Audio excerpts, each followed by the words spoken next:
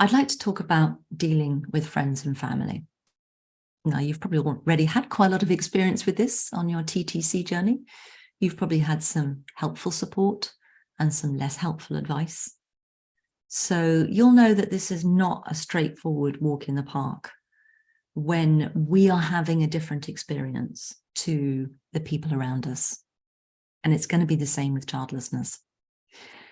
Although I'm going to warn you, it might actually be trickier, because when we're on a trying to conceive journey, although people can be clueless and unhelpful, we're on a sort of path that they can get their head around. You know, we're going to be a mum one day. But when we're definitely not going to be a mother, people don't know what to do with that. And also when we're grieving, the thing about grief is we are all empathic creatures. You know, whether we express that empathy skillfully, that's another matter, but we feel each other's feelings. So when you're grieving and you try to talk to someone about it, they feel your grief. And most people don't know what to do with their own feelings of grief. So, because what it does is it brings up all of their ungrieved losses, which kind of rise up into their chest. And unconsciously, the best way to push them back down again is to shut you up. One of the fastest ways to shut you up is shame. And one of the fastest ways to do that are the bingos. So I remember once talking to someone about that I was trying to find a way to be okay with my childlessness. And she was someone who was still hopeful of being a mum. And she said to me, "It's not okay with me that you're going to be okay with this." You know, and I was like, I don't want you to be okay with this. I mean, she's a very honest and very dear friend, and we are still friends.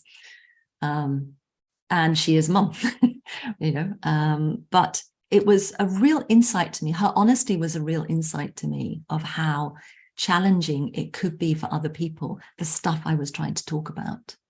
So that's when people come back with the bingos, and there's quite a few of those in my TED talk, which is, I mean, the first one will be when you're a little bit younger. It'll be, "Oh, you've still got plenty of time. Don't give up. It'll still work for you." You're probably all used to those. You know, I've always looked a bit younger than my age. And so I got those for a long time, you know, and I used to go, you know, I'm almost in the menopause, you know, I'm 48 or whatever I was then. It's like, it's really not happening. However you think I look, my eggs don't agree. I've obviously got very old eggs, and I just, you know, can we change the subject? But so that one, you know, you've got plenty of time. What they're doing in that stage is may look like they're trying to make you feel better, which of course it doesn't. They're actually trying to make themselves feel better, because to actually feel someone's loss and to keep your heart open, which means to be in contact with your own loss, is such an act of enormous generosity and emotional skillfulness on the part of someone else. It's not something everyone's equipped to do, especially in a society where we are grief phobic and very unskilled at dealing with supporting people who are going through something there aren't any solutions for. As a society, we like to think there's a solution for everything, that if you're smart enough, you're a good enough person, you throw enough money about it, you have enough data, you try hard enough, anything can be solved. Not the case. We all know that. Childlessness can't be solved. It can't be solved by someone suggesting adoption. Not always possible or even desirable for every person or couple. And also an awful lot of people try, and it either doesn't work out, or they don't get approved for adoption, or they get approved for adoption and they wait years for a match and it doesn't happen, or they do adopt and it's an extremely fraught experience for everyone involved, and then the adoption breaks down, which is absolutely heartbreaking for everyone involved. Adoption is a deeply personal choice, and one that you have to be incredibly well resourced for, emotionally, psychologically, with family support, with logistical support, financially, in your home, in your life. You have got to be so set up for it in a way that not everyone is, and that's okay. And sometimes when people say to me, "Why didn't you just adopt?" I'll go, "Why didn't you?" That's it's a great one, because they're like, because, well, I didn't have to, because I had my own biological children. I went, yeah, that's what I wanted.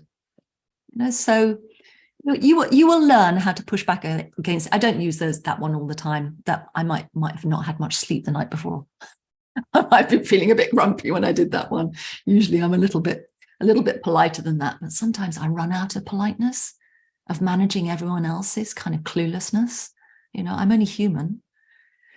So the way it impacts your friendships is devastating, childlessness. I'm not going to sugarcoat it.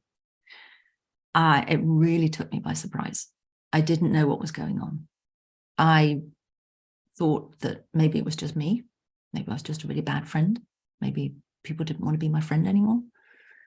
I think when I knew I definitely wasn't going to be a mum, I noticed that a lot of my friendships, because everyone in my social group, apart from 2 people who were child-free, became mums, that I was the one doing the work to keep the relationship going. I was the one doing all the traveling. I was the one keeping up with their children's milestones and their family milestones on Facebook. And one of the reasons I was willing to do that, and I was able to do that, is I thought that their life was a life I was shortly going to be joining. But when I knew that that was never going to be my path, it became too painful to do those things. It was like having my face pressed up against the sweetie shop of life, knowing that I was never going to have those things. Meanwhile, they kind of walk around saying, look at this, look at that, look at this, look at that. It was too painful. And I didn't really have the language, because there was no Jodie's book and Gateway Women for me to look at. So I didn't know what was going on. I just knew I couldn't bear it anymore. So I thought, okay, I'm going to do an experiment. I'm going to stop putting all the energy into these relationships. I'm going to stop being the one initiating things, doing the driving, doing the commenting, doing the everything. I'm going to see what happens. Well, I think it was crickets. Absolute crickets. I heard from no one. Apart from a couple of people who are dear friends to this day. Nothing. It was like I dropped off the face of the earth. I didn't hear from anyone. And it was, I was deep in my grief. I was living alone. I was unable to have a pet where I was living. My business partnership had broken down. So I was living on my own, working on my own, at home, alone, grieving, no pet, no friends. Just my life was in pieces and I didn't really understand why. And, it's really hard for our friends too. They actually don't know how to support us. They're actually living the life we wanted, and that's really uncomfortable for them. Kind of, sort of nothing they can say or do is going to make it go away. They can't sort of invisible their situation to make us feel comfortable. And we don't want that for them anyway. But one of the hardest things is like, how do we talk about this? Because unless we find a way with our friends to talk about the uncomfortable stuff, to talk about the envy, to talk about the resentment, to talk about the unfucking fairness of it, unless we find a way to say, actually, can we organize it so that sometimes you come to me and not bring your kids? If we can have a friendship where it's possible to say those things and our friend can go, actually, it's a bit of a nightmare, but yeah, I can do that. I'll find a way. We need to invest in each other's lives. And it's incredibly hard when you're bringing up a young family, because since the 1970s, the amount of work that mothers are doing in active parenting within their families has gone up by 50%. So, and we're usually working as well. So actually the amount of time that people have to, mothers have outside parenting, breathing, eating, sleeping, and working is probably a minus number. And it's much worse than it used to be, maybe than we were growing up. Because I don't know quite how or why parenting has become so labor intensive, but it has. And we'll have to find out from the next generation if that's a good thing or not. We'll discover we'll discover. As a therapist, I'll let you know when they all start coming to see me. But it's like it's really hard to talk about this. It becomes, I call it the baby elephant in the room. But friendships are built, really deep friendships between women are built on emotional honesty. You know, this may be the person that you've known for 10, 20 years, the person you were able to say, can you have a look at this mole on my back? Do you think he's seeing someone else? I'm really worried about blah. You know, someone who you've been able to really, really share everything with. And suddenly there's this thing you can't talk about. And that has a corrosive impact on friendships. So I think the things I would recommend is get yourself some childless friends, because when you have a place to take all that anger, that resentment, that loneliness, that grief, when you can go somewhere and get, I call it your belonging tank topped up, that can make it a lot easier to be around your friends with kids, maybe not immediately, maybe not for a few years, because some of them are going to be really brilliant at understanding how it is for you, and some of them are going to be really tone deaf. But that doesn't make them bad people. And it doesn't mean that you might not want to weather the storm together and come out the other side in 5 years' time or 10 years' time and still be friends. You know, you don't have to kind of ditch your friendship group. I wish I'd known that, you know, because I kind of did. There were a few people that survived it, but it was a pretty awful experiment. And some people are going to be willing to meet you halfway, or even quarter of the way would be enough sometimes. And some people aren't. So to use a great American expression, you know, you're going to have to weed your friendship garden. And either you're going to weed it or it's going to get weeded anyway, but things are going to change. And you don't have to get completely childless friends as your group. I found having a mixture really, really helps, and helps to keep a place where your interests and your change and your development are noticed and celebrated and honored. Because transitioning into childlessness when it wasn't a choice is a huge identity change, just like motherhood. You know, it's like people often don't think that. They think that because we don't have kids, our friends think that we're still the person we were 20 years ago, before kids, that somehow we're having this amazing life somewhere that they can't have anymore. And I remember I said to someone, who do you think I'm having that life with? You know, I'm in my late 40s. I'm not interested in going to nightclubs and doing all these crazy things anymore. But who are these people I'm hanging out with? Do you think I had like a spare set of friends in the airing cupboard that I just grew like cress? You know, I don't have anyone to have that life with anymore, even if I wanted to, because you can't create new old friends. So I think there was a misconception on the part of my friends that I was having some amazing time. I wasn't. I was lonely and I was grieving, and I had no one to share my identity with. So that's something that's going on, is a real misunderstanding, because actually it's not that hard to find out what's going on in parents' lives. They tell us, and it's everywhere in the media the whole time. You only have to go into a bookshelf and see the size of the parenting and pregnancy shelf compared to the childlessness shelf. There probably won't be a childlessness shelf. There might be one book. It might be my book. There might be one about being child-free, if you're lucky. So what it's like to be childless is hidden from them too. They don't really know what we're going through, and it can be really hard for us to explain it to them. My top tip there is ask them to watch my TED Talk. It's only 18 minutes long. If they can spare 18 minutes, maybe when they're sitting on the loo with the door shut and bolted, because, you know, it can be really relentless. We all know, young parents. But if they can invest that much in you, I wrote that TED Talk to explain what it's like to be childless to people who are parents. And a lot of people have been able to share that with people in their lives, friends and family, and it's really helped. Because sometimes when it comes from a third party, you know, rather than you, people are more inclined to treat it with respect, whereas they might think, oh, you know, she's just being hysterical. She's being sensitive. She's being hormonal. She's menopausal. You know, they can dismiss it, but, you know, show them an article in The Guardian, show them a TED Talk, and they'll go, oh, so this is a thing. Yeah, it's a thing.